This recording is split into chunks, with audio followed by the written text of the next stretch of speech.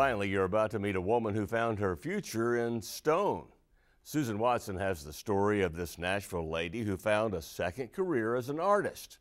Yeah, you could say Irene Ritter's career is on the rocks, and she loves it that way.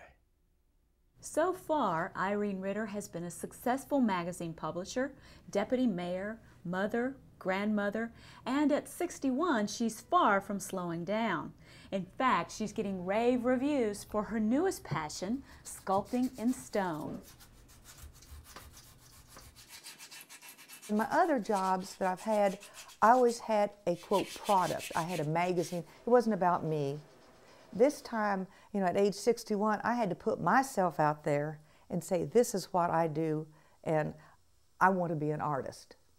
It was a hard thing for me at that point in time to do, and I did it, and I'm very, very thrilled I did it. Her first pieces were primitive but promising, and soon Irene began to coax from blocks of Indiana limestone such beautiful and thought-provoking work as this one, entitled She Hit Rock Bottom.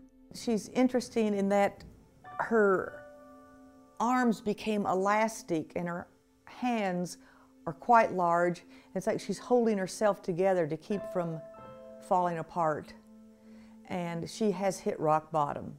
By contrast, you can almost hear the joyful music being belted out by this pleasantly plump diva. I am going to work on the hands because I love these great big hands. I mean, they kind of look like mine, yes. I love it. I love it. I love the, well, actually, I love the messiness of it because you just get filthy. You have to get out there and wrestle with the stone. I love the process. I love kind of the solitude of it. It can get noisy when you're on your machines, but it's just you and that piece of stone and some kind of a tool. The month or two it usually takes for Irene to complete a sculpture gives the stone time to slowly reveal its secrets.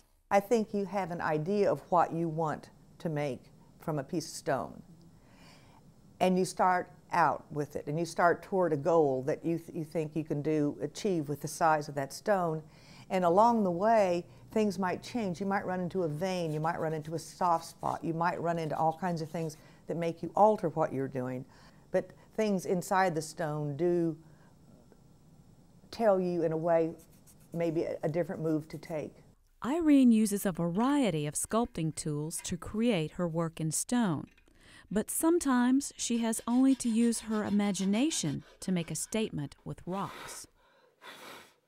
This is the one I was telling you about called Rocks of Ages, where I was sitting there playing with the rocks, and I had these four. Well, first I had these two, and here was a head and breasts. And then I found the pregnant woman here, and I thought, oh wow, this is cool.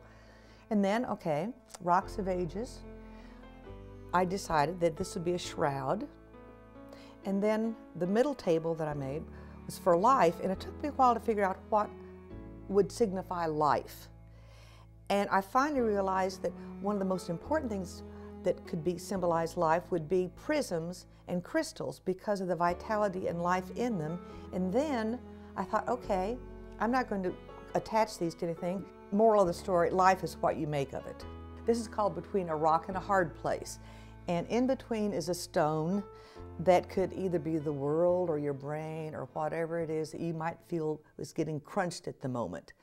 Irene pays tribute to the legend of stone soup with alabaster steam rising up from the pot. And can you guess the title of this one? Rockford Files, of course. And then there's the slender arm in perfect balance. I named it Unilateral Disarmament. It's kind of a statement or not, however you want to take it. And it's my daughter's arm. Irene's work has been selected to be exhibited at the Tennessee Arts Commission. Internationally known artist Paul Harmon called her work Soul in Stone. Her entry into the art world has been overwhelmingly successful. So, for the foreseeable future, Irene, chisel in hand, will patiently sculpt her stones into art that will be enjoyed now and for generations to come. What I like to call my intellectually humorous pieces, I hope people find the joy in what I've done with those. Now the figures that I do all are evocative of some emotion. And I think if people just look at it and feel that emotion and relate to that, I'd be very proud. Be very proud.